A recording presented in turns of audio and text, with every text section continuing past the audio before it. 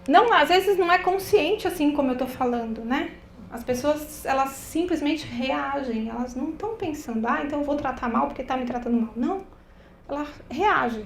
É como você você vai colocar a mão no fogo. Você não pensa, eu vou colocar a mão no fogo, depois eu vou retirar porque vai queimar. Não, você põe e tira. É uma reação.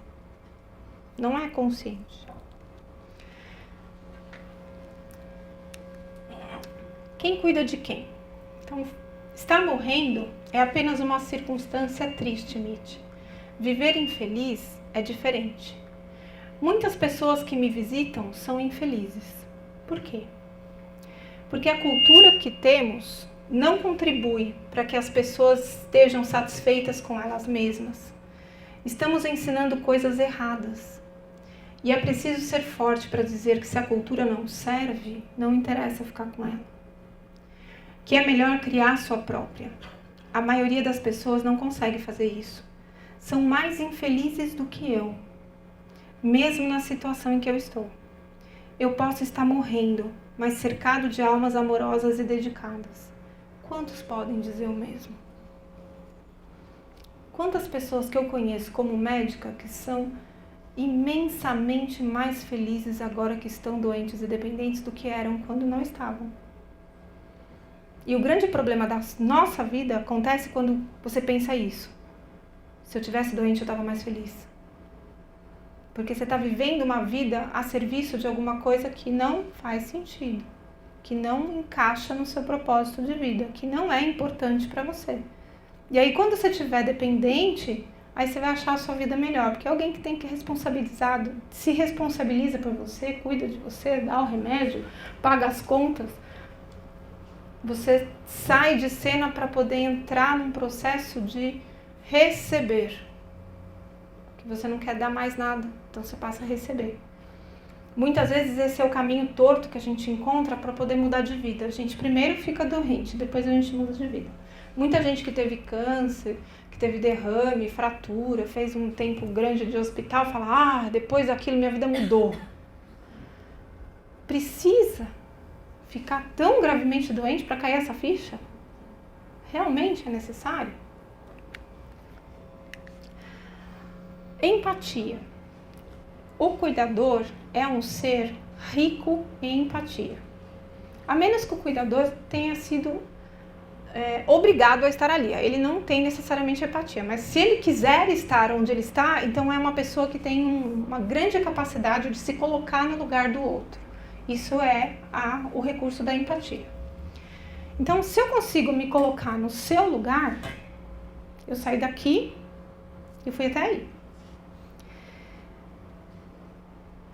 A metáfora que eu uso para explicar essa capacidade de ir ao encontro do outro é assim. Suponha que você tem no seu carro uma autonomia para 100 km no tanque, tá?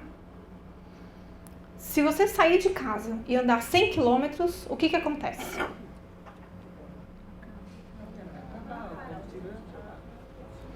Se você sair de casa com autonomia de 100 km e andar 100 km, eu não volto para casa. Então, este é o grande desafio da empatia. Eu tenho que ir até o seu lugar e gastar a metade da minha força, porque eu tenho que voltar para o meu lugar. Senão eu vou até o seu lugar e fico aí. Nunca mais eu volto para a minha vida. Então, eu sempre me coloco no lugar do outro, coitado, né? Eu trabalho com pessoas no fim da vida, idosos, dependentes, abandonados pela família, e eu falo, nossa, coitados, a minha vida não tem nenhum problema na minha vida perto dos problemas que eu vejo todos os dias. Aí quando eu faço isso, eu não olho para os meus problemas, e os meus problemas vão ficando grandes e vão enchendo a minha vida, porque afinal de contas a minha vida é muito melhor do que a vida das pessoas que eu estou cuidando. E até que um dia a minha vida fica muito pior do que a delas. Porque eu não voltei para o meu lugar. Então eu tenho que cuidar da minha mãe, mas eu tenho que saber que eu sou eu. Eu não sou só filha da minha mãe. Esse processo de autoconhecimento, de saber qual é a minha autonomia, até me permite andar mais do que 100 quilômetros. Eu posso exagerar um pouco de vez em quando. Mas se eu sei que eu vou até aí, eu vou gastar 150 quilômetros para ir até aí, eu tenho que saber onde eu abasteço no caminho. Então, para eu chegar até o seu lugar, eu tenho que parar para jantar fora, eu tenho que pintar, eu tenho que ir na ginástica, eu tenho que fazer uma caminhada, eu tenho que tomar um banho, eu preciso ir ao médico, eu preciso encontrar ao longo desse processo de ir até aí e ficar com você, espaços que permitem que eu chegue aí inteira. Porque se eu chegar pela metade, não aproveito. E eu também não cuido direito. Então, se esquecerem tudo que eu falei até agora e tudo que eu vou falar daqui pra frente, só lembra dessa parte. A gente só cuida direito de alguém com o mesmo empenho, com a mesma medida que a gente cuida de nós. Senão, isso é um ato de hipocrisia, não é um ato de doação. Tá? É ser hipócrita. Fazer pelo outro aquilo que você não faria por você. Que você não se responsabiliza por si mesmo. Que você não encontra espaços mínimos de autocuidado. Isto é hipocrisia. Isso é que nem dizer, fiz cocô na calça. Você não sai por aí falando que você fez cocô na calça. Sai. Às vezes acontece um pum acidentado com todo mundo, né? Acontece, mas você não sai, você não faz, não põe no Facebook. Fiz cocô na calça, né? Não põe, ninguém vai curtir, não é legal. Então você fala assim, hoje eu nem tomei banho para cuidar da minha mãe, é fazer cocô na calça. Nossa, eu nem consegui hoje ir no banheiro. Hoje eu nem consegui almoçar para trabalhar. Quando os meus colegas médicos falam, eu nem almocei hoje. Eu falei assim, se fosse você ficava calado. E quando eu saio do trabalho, eu falo assim, eu vou almoçar. Eu não digo que eu vou ver uma emergência. Eu falo, eu vou almoçar. E os pacientes precisam saber que eu sou de carne e osso e eu preciso almoçar. Simples assim. Se eu cheguei meia hora atrasada no trabalho, cheguei meia hora atrasada na consulta, eu falei assim, desculpa, eu precisei comer antes de vir. Nunca levei bronca porque eu falei isso. Que bom, doutora. Não, importante a senhora almoçar. Não, tá tudo certo. Eu tava esperando aqui, não tem problema. Não chego a falar em minto, falar fui fazer uma emergência. Não. É uma emergência, né? É uma emergência. Ninguém precisa saber, né? Ninguém precisa saber. Não tem problema você dizer que você tomou banho. Nossa, hoje foi tão legal que você é humano. Eu vou fazer uma caminhada. Nossa, faz 3 meses que eu não faço caminhada porque estou cuidando da minha mãe. Não precisa contar que você fez cocô na calça. É você que tem que sentir esse cheiro meio ruinzinho do que você anda fazendo. Sabe? É uma coisa que diz respeito só à sua responsabilidade. Quando você começa a espalhar que você faz mais pelo outro do que por si mesmo, você está dizendo para todo mundo que você não está valendo grande coisa. Porque se você não dá valor a si mesmo, para que alguém vai dar? Você está se justificando para si. Isso. Você fica tentando justificar por que você não vale nada. Por que o outro vale mais do que você. E se você ama de fato a pessoa que você está cuidando, você se cuida. Porque se você ama aquela pessoa e acredita que você faz diferença na vida dela, e que só você pode fazer diferença na vida dela, você zela para que a sua existência seja boa, que você tenha saúde, que você esteja presente, que você esteja disposta para cuidar. Isso é o verdadeiro exercício de amor. O resto é, como eu falei, é hipocrisia. É fazer o bem porque pega bem, porque as pessoas vão dizer, nossa, que filha dedicada, né? Olha que lindo. E vai servir para depois você cobrar isso dos seus filhos. Eu cuidei da minha mãe, você não cuida de mim. Né? Não é aquela lavação de roupa suja assim, básica, né? Não vai por aí, porque vai terminar de uma forma ou de outra. Bem ou mal, sua vida termina. Os meandros do processo de como termina passam pela sua integridade, pela sua amorosidade, pela sua honestidade de se dizer, hoje eu estou muito cansada, hoje eu não vou poder fazer como eu sempre fiz, hoje eu vou fazer diferente, talvez não vai ser tão legal como eu sempre fiz, mas eu não estou legal, não estou bem hoje. E quando você reconhece isso, talvez a conversa com seus familiares para poder dividir esse tempo seja uma conversa que dê mais frutos. Se você chegar para os seus 5 irmãos e falar assim, olha, gente boa, se eu continuar nessa batida, eu vou adoecer muito sério e aí vai sobrar para vocês. Então, para isso não acontecer, eu preciso que uma vez por semana alguém fique com a mamãe, porque eu preciso descansar. Aí eles vão dizer, não tem jeito. Eu falo assim, tá bom, não tem jeito, então acho que mais uns 2 meses eu aguento, depois vai sobrar para alguém. Aí legal, porque vocês podem continuar conversando. Eu vou sair, vocês ficam conversando, decide quem fica no meu lugar a hora que eu ficar doente, porque eu vou ficar doente. É uma questão de pouco tempo. Então, essa conversa, até com as pessoas que não querem ajudar, fica mais fácil se você falar, olha, eu preciso me cuidar porque vocês curtem que eu cuido, não curtem? Então, para eu continuar cuidando, eu preciso de pelo menos uma folga semanal. Uma noite por semana dormindo a noite inteira. Não se precisa ter ambições impraticáveis, porque eu sei como é o processo do cuidado. Às vezes realmente é muito difícil, desgastante, e o fato até da gente gostar faz com que a gente queira estar lá. A gente nem quer passar para o outro fazer, né? Tem esse lado B também, que você não confia em ninguém, só você faz direito. E aí você não deixa ninguém fazer. Isso é um exercício também de confiança, de você encontrar alguém ou acreditar que alguém vai fazer bem feito aquilo que você não está fazendo, que você não pode fazer ou até que você não quer fazer, tá? À medida que se cresce, aprende-se mais. Se ficássemos parados nos 22 anos, ficaríamos sempre ignorantes, como quando tínhamos 22 anos. Envelhecer não é decair fisicamente, é crescer. É mais do que o fato negativo de que se vai morrer. É também o fato positivo de que se compreende que se vai morrer e que se pode viver melhor por causa disso. A consciência da nossa morte é o projeto mais ambicioso de vida boa que a gente pode ter. Porque a partir do momento que você pensa, vai acabar, sabe esse processo difícil que você está vivendo com o seu familiar, que você está cuidando direto? Isso vai acabar. Isso não é uma condição eterna. Vai acabar. E quando acabar, como vai ser? Para quem cuida é muito difícil presenciar a dor não controlada, a falta de ar não controlada, confusão mental. A gente lida bem com o sofrimento físico, mas o sofrimento psíquico é muito difícil, né? Quando você tem um pai e uma mãe com Alzheimer, que ela não te reconhece, é muito dolorido, muito dolorido. O risco de suicídio é muito alto nessas condições e o colapso da família é muito frequente.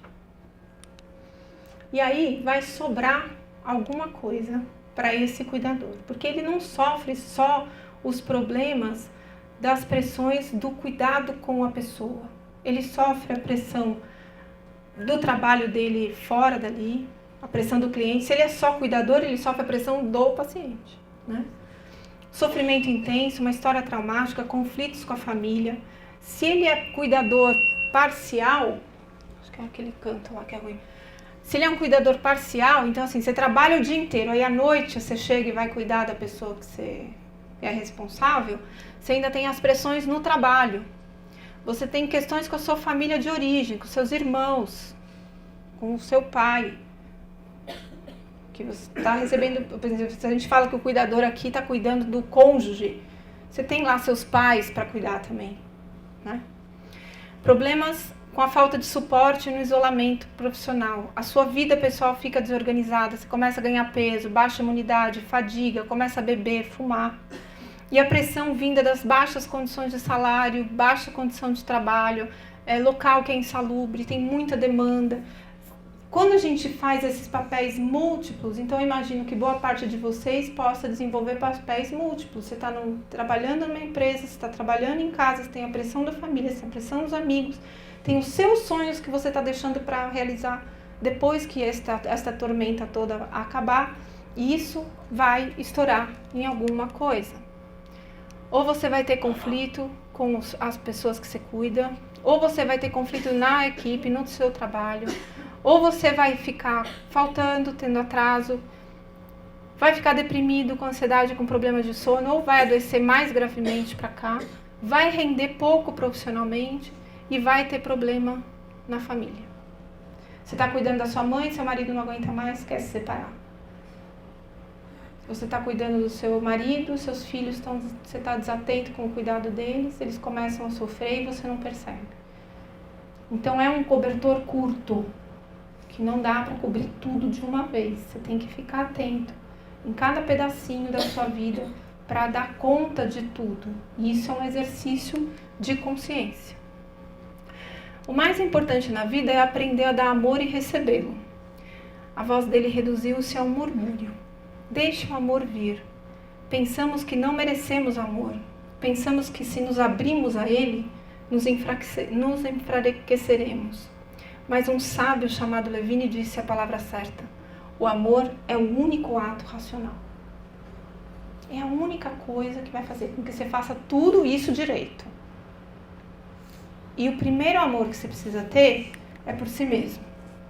Para você não ter fadiga de compaixão. Você tem o cansaço de olhar para o sofrimento do outro. Você não aguenta mais olhar. Ou você tem a síndrome de burnout. Esse tipo de estresse, ele tem essa predileção pelos profissionais, mas como eu disse, ele vai alcançar todas as pessoas que cuidam, que dão ajuda, que dão assistência para as pessoas à sua volta. Os principais sintomas são fadiga, distúrbios gastrointestinais, azia, gases, prende o intestino, solta, dá enjoo, alteração de sono. Então você tem muita dificuldade para pegar no sono, ou você dorme fácil e acorda no meio da madrugada e não consegue dormir mais, ou toda hora você acorda e tem dificuldade de voltar a cochilar. Frequentes dores de cabeça e dificuldades respiratórias. No comportamento, indiferença ou frieza, irritabilidade, desinteresse no trabalho, baixo rendimento, dificuldade de comunicação com a equipe, isolamento e aumento das faltas.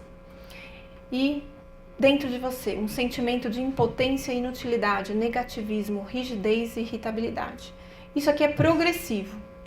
E à medida que caminhamos nesse deserto chamado esgotamento, a chance de reversão é cada vez menor. Então, se você começa a perceber sinais desse esgotamento, é a hora de você cuidar-se, ou pedir ajuda. Porque se caminhar, é como eu disse, é uma linha reta, ladeira abaixo, óleo na pista.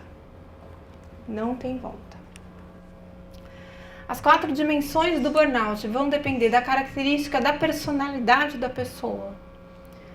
Como eu falei, né? As pessoas que têm essa sensação de altruísmo, que quer fazer diferença no mundo, que se sente necessária, que se sente útil, que acredita que dá conta, essas têm mais risco de burnout. No trabalho, a gente vai sofrer também quando tem sobrecarga, pressão, baixo nível de controle, as relações no trabalho são difíceis e você não encontra essa possibilidade de encher o tanque, de se abastecer ao longo do processo de trabalhar.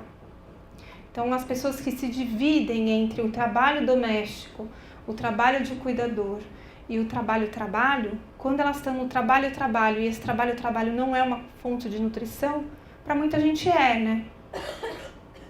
Quando você trabalha num espaço, numa atividade que te faz pleno, que te deixa você sentir, pensar, falar e agir de uma maneira coerente, fluida, isso enche o tanque e faz com que você viva até melhor os outros lados da sua vida. Mas às vezes a gente não tem essa chance. E na sociedade a gente tem uma sobrecarga de trabalho devido às necessidades e às normas culturais que nos obrigam a ter carro do ano, a você viajar, né, para fora, ou viajar de avião, né? Você tem que pagar as férias da família de avião, você tem que ter roupa nova, você tem que ter sapato novo, você tem que ter um óculos novo, você tem que ter um relógio novo, você tem que ter tudo novo. E aí você passa por um processo de consumo que você tem que ter, mas você não é nada. Você tem muita coisa, mas você não significa nada para ninguém, nem para si mesmo. E quando você olha para si mesmo, você só busca saber aquilo que você acumulou e não o que você construiu. É totalmente diferente. Chegar no final da vida e olhar para o fundo da sua vida e falar assim, deixei bens. E aí você olha e vê seus filhos brigando do lado de fora do quarto para saber quem que vai ficar com a procuração. E ninguém briga para ficar com você. Repara bem como você constrói, como você fideliza as suas relações. Se você fideliza as suas relações através daquilo que você tem, sinto muito, vai terminar mal. Você vai ter uma cuidadora na sua frente que vai contar quantos arrotos e quantos puns você soltou e fazer o relatório para sua filha. Mas a sua filha não vai aparecer lá para ti. É simples assim. Você vai ter grana para pagar a cuidadora. Mas quem é que vai cuidar de você? De fato, a pessoa que vai cuidar de você vai ser um risco. Você não vai conhecer. A verdade, Mitch, é que não existe base, continuou. Não existe um fundamento sólido no qual as pessoas possam se apoiar hoje em dia, a não ser a família. Quem não tem o apoio, o amor, os cuidados de uma família, não tem muito com o que contar. O amor é supremamente importante. Como disse o nosso grande poeta Alden, amem-se uns aos outros ou pereçam. É bom, não acha? E é tão verdadeiro. Sem amor, somos pássaros de asas quebradas. A gente não é nada. A gente não serve para nada.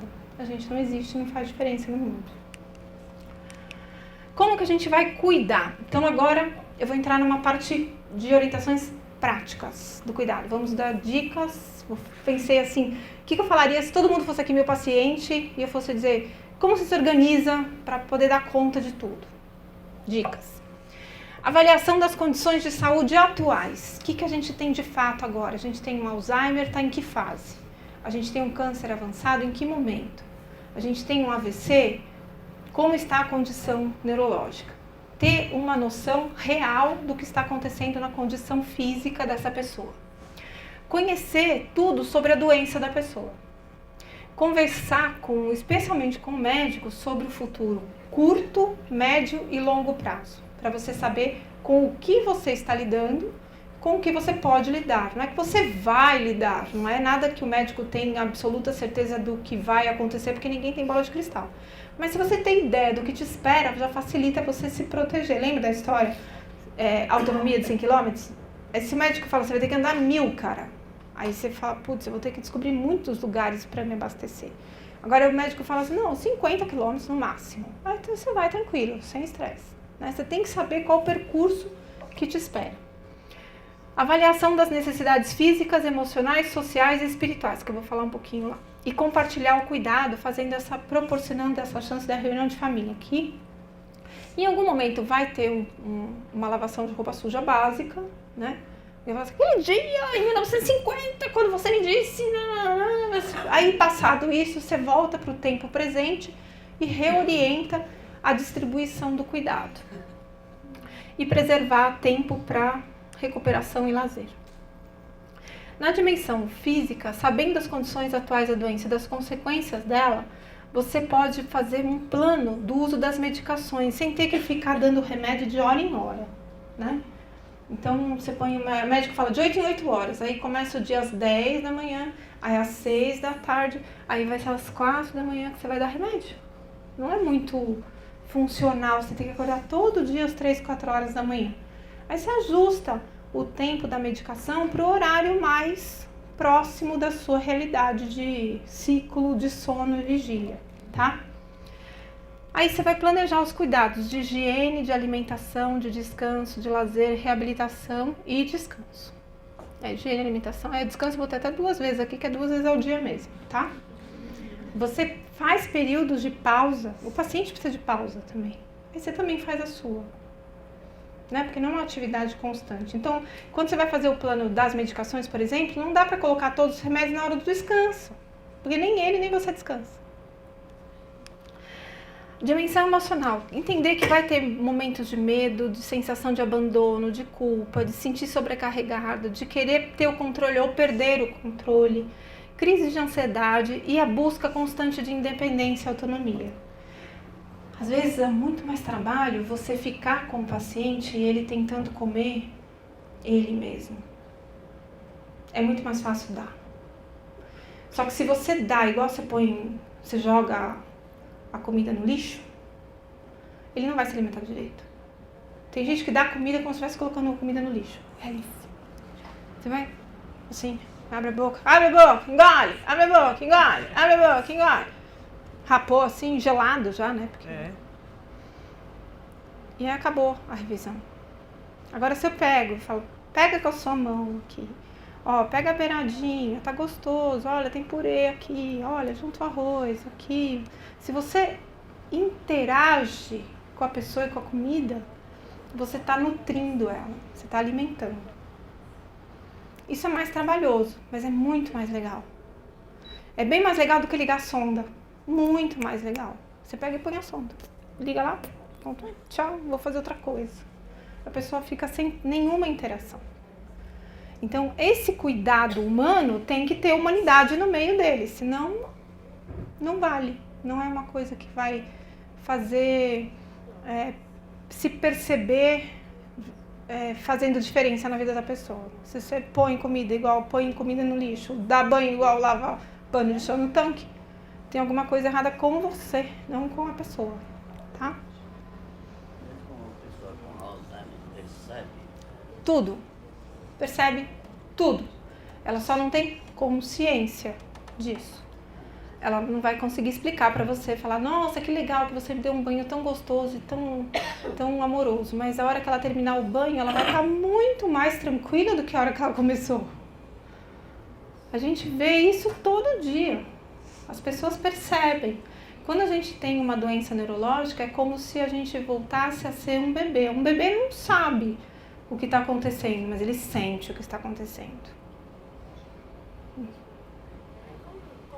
tratar uma pessoa que está esquecendo as coisas? Primeiro a gente precisa ter certeza se isso é doença reversível ou não. Tem algumas doenças que a pessoa esquece, mas que são deficiências de vitamina, problema de tireoide, tem algumas doenças neurológicas até que tem cura. Não é Alzheimer.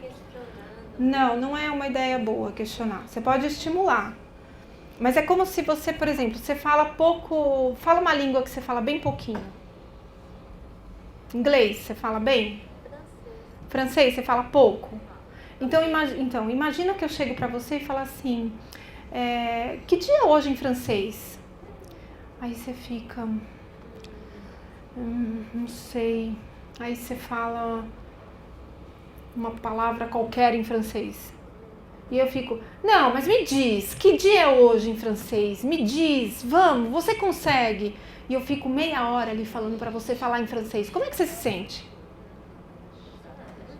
Envergonhada, pressionada. Então, mas não... Não pode falar que ela esqueceu. Isso, não, Vai falar que não. ela Você pergunta uma vez, você fala, mãe, que dia é hoje? Ah, eu falo assim, hoje é sexta-feira. Hoje é dia do mês, tô esquecendo, preciso colocar aqui no cheque. Que dia é hoje? Você não vai fazer teste com ela, você vai meio que disfarçar. pode falar. Tô preenchendo o cheque aqui, que dia é hoje, mãe? Ah, hoje é 1º de abril de 1970. Mãe, está atrasada. Aí você fala, só. Você não vai falar assim, pô, você tá esquecido. Não. Que é como eu digo pra você, você é burra, não sabe isso em francês? Como você se sente? Entendeu? Não, é péssimo. Então a pessoa não ficou uma topeira porque ela tá esquecendo, ela só tá esquecendo as coisas novas. Então você só responde. Você responde. Se ela perguntar 30 vezes, você tem que responder 30 vezes, porque ela é como se ela não soubesse 30 vezes. É claro que você responder 30 vezes, 30 dias da sua vida, você vai ficar muito estressada. Aí é melhor procurar um médico para ver tratar isso. Tem períodos que vão ser mais delicados e mais sofridos mesmo, independente de você ter bons médicos, ter bons cuidados. Mas aí a forma como você lida é que vai fazer isso ser mais leve ou mais pesado. Então, e entender que muitas vezes o paciente com Alzheimer tem hora que dá linha. Tem hora que ele dá linha, ele volta inteiro para aquele momento. E se naquele momento que ele voltar inteiro, você está chamando ele de esquecido, de gagá, de estar enchendo o saco e tal, não vai ser legal ele manter contato com o mundo externo quando ele chega e flagra uma cena ruim. Então é difícil pra gente que não está esquecendo, mas para eles é tão difícil quanto, especialmente no início da doença, onde a gente tem crítica do que está acontecendo. A gente no início tem crítica e é o momento mais sofrido. Na dimensão social, a gente vai olhar para essa pessoa que está dependente e descobrir quais são os benefícios, os direitos que essa pessoa tem direito, né? Tem muitos direitos que a gente tem direito, mas a gente nem sabe que tem, e nem vai atrás. Então, as pessoas com câncer, elas têm muitos benefícios no Brasil. E a maior parte das pessoas não sabe, não tem noção. Então, é importante ter avaliação dessa dimensão social com critério, para saber qual é o benefício que tem. A pessoa que recebe aposentadoria, se essa pessoa é totalmente dependente, com um relatório médico, consegue 25% a mais do benefício para poder pagar um cuidador. E muitas vezes, quando a gente é cuidador, às vezes a gente tem que sair do emprego para poder cuidar. E você deixa de ganhar. E se a pessoa tem um extra no benefício, vai ajudar bastante, ao menos para comprar os remédios. Os deveres dessa pessoa, porque também, a hora que fica na horizontal, tudo pode e não dá, né? Você tem que colocar alguns limites também, porque tem muita gente que tem personalidades manipuladoras, que meio que utilizam a doença para receber benefícios e atenção de todos. Então, nesse contexto do adoecimento, é importante que a gente também coloque limites, até para a pessoa entender que você também é humano e está esgotado e está cansado. Ela precisa ter limites. É claro que você não vai dar para fazer um sermão para um paciente demenciado, porque ele vai prestar atenção atentamente no que você falar, mas dali meia hora ele esqueceu. Não adianta você falar, eu não falei para você não fazer isso? Não adianta. Isso não é um tratamento que a gente trata o idoso com Alzheimer do mesmo jeito que você trata uma criança. Porque a criança se lembra que ela foi repreendida, ela faz de arte mesmo, mas o idoso demenciado ele não lembra disso. Tá? Aí planejar as visitas médicas, os exames e os recursos. É uma roubada da pior espécie ser freguês de pronto-socorro, tá? Já vamos avisar quem tem alguma pessoa que você cuida, que está muito doente, é roubada querer resolver tudo no pronto-socorro, porque é um médico que está de plantão, que nunca viu aquela pessoa, ele vai tomar providências desmedidas em relação à necessidade daquela pessoa e provavelmente vai fazer mais mal do que bem. E aí, cada vez que você passa mal, você vai para o pronto-socorro, você nunca vai ter alguém que cuida direito das suas necessidades.